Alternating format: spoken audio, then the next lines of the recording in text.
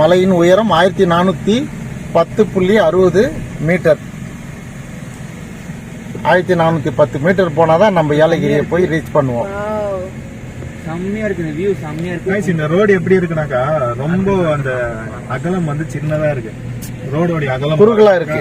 இதோ பாருங்களேன் எவ்வளவு குறுகலா இருக்குன்னு. அந்த பஸ் வந்து அந்த ஆப்போசிட் ரோடையும் கவர் பண்ணி போயிட்டு இருக்கு. இப்போ நம்ம செகண்ட் கியர்ல தான் வண்டி மேட்ல ஏத்திட்டு இருக்கோம். ஃபர்ஸ்ட் கொண்டை ஊசி வளைவு வரப்போகுது.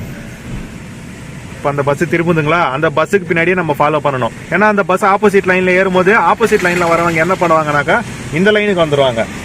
ஸோ அந்த பஸ் பின்னாடி அப்படியே ஃபாலோ பண்ணணும். ஓவர்டேக் கிடைக்கிற அந்த கேப் வந்தால் மட்டும் ஓவர்டேக் அடிக்கணும். மற்ற டைம் நம்ம ஓவர்டேக் பண்ணுறதுக்கு ரிஸ்க் எடுக்கக்கூடாது.